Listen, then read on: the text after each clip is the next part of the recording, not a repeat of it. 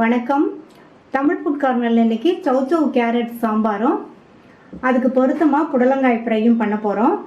இந்த சாம்பாருக்கு இந்த புடலங்காய் ஃப்ரை ரொம்ப பொருத்தமாக இருக்கும்.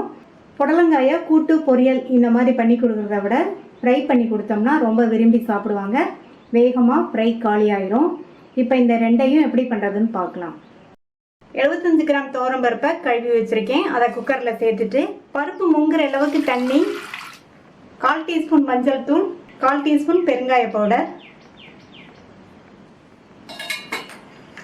நல்லா கலந்து விட்டுட்டு மூடி போட்டு ஸ்டீம் வந்ததுக்கப்புறமா வெயிட் போட்டு மீடியம் ஃப்ளேமில் 5 விசில் வேக வச்சுக்கலாம். 5 விசில் வந்துருச்சு. பருப்பு கரெக்டாக வெந்திருக்கு. இந்த பருப்பை இறக்கி வச்சுட்டு இந்த கடாயில் 1 டேபிள் ஸ்பூன் எண்ணெய் சேர்த்து அதுவும் அதில் 1/2 டீஸ்பூன் கடுகு பொரிஞ்சதும் கொஞ்சமாக வெந்தயம் சேர்த்துக்கணும். 1/4 டீஸ்பூனில் பாதி வெந்தயம் சேர்த்துருக்கேன். வெந்தயமும் பொரிஞ்சு நல்ல வாசனை வந்துடுச்சு. அடுத்து கறிவேப்பிலை, இது கூட 10-12 சின்ன வெங்காயம், 2 பச்சை மிளகாய், கீறின பச்சை மிளகாய் இதை சேர்த்து வதக்கிக்கணும். நான் சாம்பாருக்கு சின்ன வெங்காயம் சேர்த்துருக்கேன். சின்ன வெங்காயம் வந்து ரொம்ப டேஸ்ட்டாக இருக்கும். சப்போஸ் உங்கள்கிட்ட சின்ன வெங்காயம் இல்லைன்னா நீங்கள் பெரிய வெங்காயம் சேர்த்துக்கோங்க. இப்போ வெங்காயம் வந்து ஓரளவு வதங்கி அதனுடைய கலர் மாறி வந்துடுச்சு. கட் பண்ண 2 மீடியம் சைஸ் தக்காளியை சேர்த்துட்டு இந்த தக்காளியையும் 1 நிமிஷத்துக்கு வதக்கி விட்டுக்கணும். அடுத்து 1/2 டேபிள் ஸ்பூன் சாம்பார் தூள் சேர்த்துக்கலாம். சாம்பாருக்கு தேவையான அளவு உப்பு சேர்த்துட்டு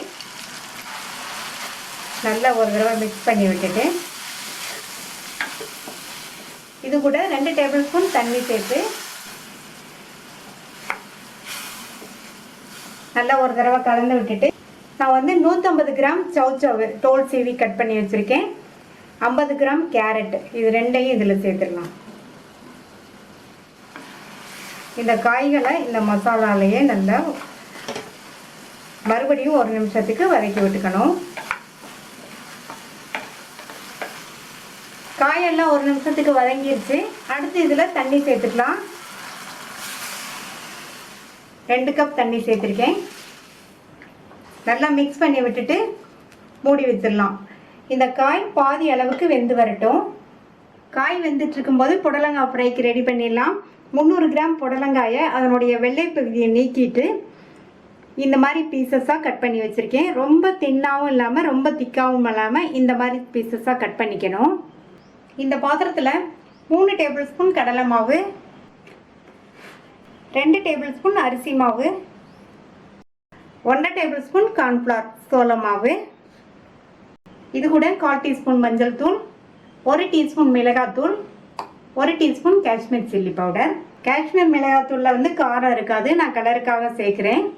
அடுத்து 1/4 டீஸ்பூன் கரம் மசால் தூள், 1 டீஸ்பூன் இஞ்சி பூண்டு பேஸ்ட், 1 டீஸ்பூன் லெமன் ஜூஸ், பொடியாக கட் பண்ண கறிவேப்பிலை இலைகள், தேவையான அளவு உப்பு. நான் வந்து 1 டீஸ்பூன் உப்பு சேர்த்துருக்கேன்.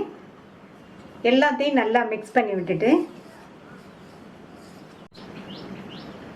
கட் பண்ண புடலங்காயை இதில் சேர்த்துட்டு மறுபடியும் நல்லா ஒன்றா கலந்து விட்டுடலாம். சேர்த்த மாவு, இந்த மசாலா தூள் எல்லாம் இந்த புடலங்காயில் கோட்டாகிற மாதிரி நல்லா இந்த மாதிரி பெரட்டி விட்டுக்கணும். நல்லா பெரட்டி விட்டுட்டு இதில் வந்து கொஞ்சமாக தண்ணி, நான் வந்து 1 ஸ்பூன் தண்ணி சேர்த்துருக்கேன். தண்ணி வந்து நிறைய சேர்க்க வேண்டாம். தண்ணி சேர்த்து மறுபடியும் நல்லா இந்த மாவெல்லாம் அடியில் இருக்கும், மேலே வர்ற மாதிரி நல்லா இந்த மாதிரி பெரட்டி விட்டுட்டு நல்லா கலந்து விட்டாச்சு. எல்லா காயிலையுமே இந்த மாவு மசாலாலாம் நல்லா கோட்டாயிருக்கு. தண்ணி வந்து நிறைய சேர்க்கவே கூடாது, லைட்டாக தெளித்து தான் விடணும். நான் வந்து 1 ஸ்பூன் தண்ணி தான் தெளித்தேன். இப்போ மூடி வச்சிடலாம். ஒரு 15 நிமிஷம் மட்டும் ஊறட்டும். 5 நிமிஷம் ஆச்சு, திறந்து பார்க்கலாம். சவ் சவ்வும் கேரட்டும் பாதி அளவுக்கு வெந்திருக்கு. இது கூட வேக வச்ச பருப்பை சேர்த்துக்கலாம். அடுத்து நெல்லிக்காய் சைஸ் அளவு புளியை 1/2 கப் தண்ணியில் கரைச்சி வடிகட்டி வச்சுருக்கேன். அந்த புளிக்கரைசலையும் சேர்த்துடலாம். புளிக்கரைசல் வந்து உங்கள் டேஸ்ட்டுக்கு தகுந்தபடி நீங்கள் சேர்த்துக்கங்க. பருப்பு புளிக்கரைசல் சேர்த்து நல்லா ஒரு தடவை மிக்ஸ் பண்ணி விட்டாச்சு. மூடி வச்சிடலாம். எல்லாம் ஒன்று சேர்ந்து 4-5 நிமிஷத்துக்கு கொதிக்கட்டும். இப்போ 5 நிமிஷம் ஆச்சு. புளிக்கரைசலோட பச்சை வாசனை போயிடுச்சு. சௌச்சோவும் கேரட்டும் நல்லா சாஃப்டாக வெந்துருச்சு. நம்மளுடைய சாம்பார் சூப்பராக ரெடி ஆயிடுச்சு. கடைசி அதில் கொத்தமல்லி தழை சேர்த்துடலாம். நல்ல ஒரு தடவை மிக்ஸ் பண்ணி விட்டுடலாம். ரொம்ப டேஸ்டான நம்மளுடைய சௌச்சோ கேரட் சாம்பார் ரெடி ஆயிடுச்சு. புடலங்காயை பொரிக்கிறதுக்கு கடாயில் எண்ணெய் விட்டு சூடாயிடுச்சு. 15 நிமிஷமாக ஊற வச்ச புடலங்காயை கொஞ்சம் கொஞ்சமாக எண்ணெயில் சேர்த்து பொரிச்சு எடுத்துக்கலாம். இந்த மாதிரி எடுத்து தனித்தனியாக இந்த மாதிரி போடணும்.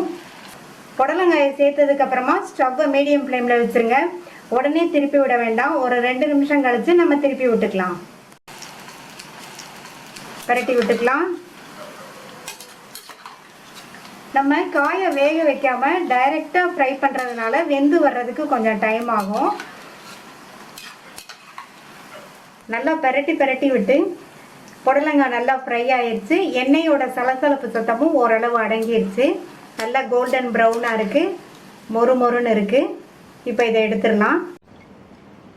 ஒரு பிளேட்டில் டிஷ்யூ பேப்பர் வச்சுருக்கேன், அதில் வச்சிடலாம். நல்லா மொறுன்னு டேஸ்டான புடலங்காய் ஃப்ரை ரெடி ஆயிடுச்சு. மீதி உள்ளதையும் இதே மாதிரி எண்ணெயில் போட்டு பொரிச்சு எடுத்துடலாம். எல்லா புடலங்காயையும் ஃப்ரை பண்ணியாச்சு. கடைசியாக இதில் கொஞ்சமாக கருவேப்பிலை இலைகளை எண்ணெயில் ஃப்ரை பண்ணி சேர்த்துக்கலாம். இந்த மாதிரி ஃப்ரை பண்ணி சேர்த்தோம்னா இந்த ஃப்ரை சாப்பிடும்போது நல்ல வாசனையாக டேஸ்ட்டாக இருக்கும். சுவையான சௌச்சோ கேரட் சாம்பாரும் அதுக்கு காம்பினேஷனாக புடலங்காய் ஃப்ரையும் ரெடி ஆயிடுச்சு. நீங்களும் இதே மாதிரி இந்த சாம்பார் ஃப்ரை ரெண்டையுமே ட்ரை பண்ணி பார்த்துட்டு உங்கள் கமெண்ட்ஸை சொல்லுங்கள்.